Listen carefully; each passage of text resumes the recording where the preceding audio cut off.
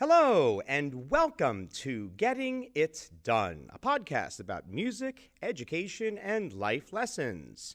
I'm your host, Tim Rausenberger, and today is Friday, May 31st, 2019. This is episode 280, Concert Preparation for Choruses.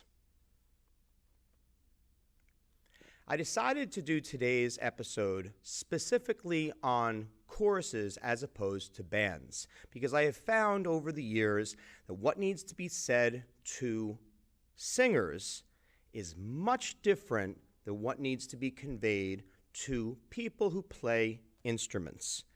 This has certainly been the case not just by virtue of the type of music making, but by the type of people who are typically drawn to being in a choral ensemble. I had a concert recently, and I'm going to go through very quickly with you some of the things you want to keep in mind as a director to pass along to a chorus in preparation for a concert. The first thing has to do with the attire. What is it they're going to be wearing? In a lot of school districts, they have a very specific dress code. It might be something where there's white on the top, black on the bottom. You need to be very, very specific about what your expectations are for the white and the black.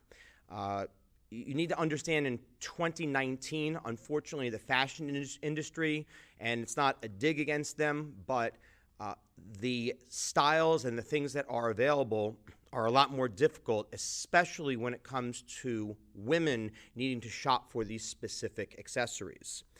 If you think about just shirts or you think about jeans, one of the biggest issues we have, of course, with jeans is a lot of them do come altered in some type of way. They may be ripped or whatever have you. And if you're going to allow jeans to be worn at your concert, you need to be mindful of that. It can be very, very challenging, actually, to find jeans that are going to be acceptable and appropriate for a concert. But if you're someone who is going to be going strictly with the white shirt with a collar and the black skirt or the black pants, you need to, again, be very, very specific. To the point where I think what's most important is that you have yourself covered in terms of not just the students, but more importantly, the families. So everyone knows what the expectations are. And that goes into number two. You need to lay out your expectations far in advance. It is unacceptable to let your students know, to let your families know, days, even a week before the performance. That's not enough time. People are busy. We're all busy, and we can't be bothered with last-minute types of things. We tend to lose, people lose respect for you. You lose some credibility when you wait until the last possible minute. However, when you have outlined, when you've detailed all the information, great time to do it.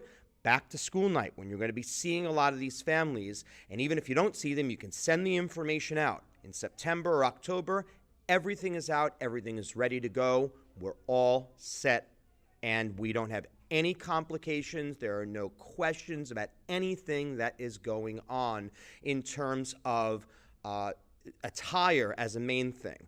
Goes into number three, which has to do with report times. Where do they need to be? And I think more importantly, not just where they need to be, when they need to be there, but why do they need to be there? A lot of people will wonder, why is it for a 7 o'clock concert, for an 8 o'clock concert, for a 6 o'clock performance, that the students need to be there a half hour before, or 45 minutes before, or an hour before? You should explain it. You should explain that it's part of the concert preparation, that there might be a warm-up process that's involved.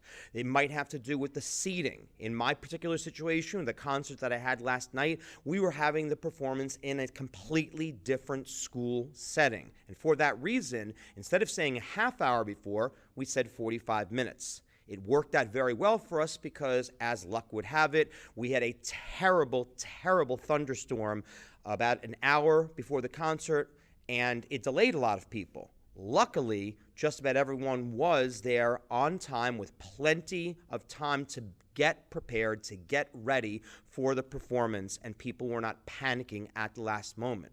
The advantages, though, of planning it 45 minutes in advance worked well and ingraining that into their brains.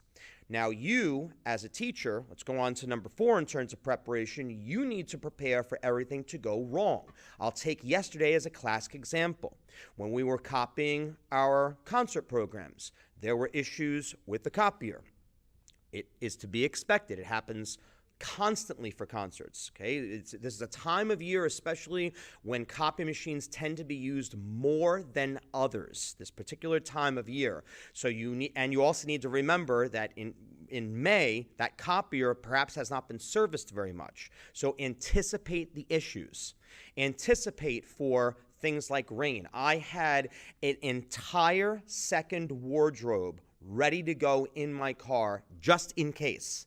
And do you know what? Every single just in case item, I used all of them last night because I was soaked to the bone with the original clothes I had planned to wear for the performance. So you, as the person who is putting on this entire concert, you need to be looking good, you need to be feeling comfortable and not looking like you're the person who's completely and totally stressed out. Because if you're stressed, it's going to add to the stress of your performers. Those are some of the most important things. A lot of people will say, oh, wow, but what about the intonation? And what about the warm-ups we should be doing? I think there are too many people out there in the world who focus entirely too much on the things that don't matter. And I will tell you this, and this is some unsolicited advice. You should never, and I mean never, be in a situation where you are rehearsing on the stage on the night of the concert. I remember there was this one ensemble many, many, many years ago. This ensemble was notorious for showing up an hour before the concert, and in front of the entire audience they were rehearsing. Not good. Nothing about it is good. It's not professional, for starters, and it makes you and the students look like you're very unprepared. We show up, make sure everybody is calm, relaxed. We're going to have a great time. We're going to have a great performance. Remember just a few different types of things. And I can't say specific things because I don't know your situation. You know your situation. But if you do have questions about your situation, feel free to reach out to me. I'll be happy to help you in any way that I can. But with that said, hopefully these tips have been helpful to you in some type of way in preparing for your specific performance for your chorus. And in a future episode, I'll be doing the same thing in preparation for a band concert. I'll see you later on tonight as we go on the road with episode 281 for lots of fun, music, foods, random acts of kindness, and other excitement. Peace.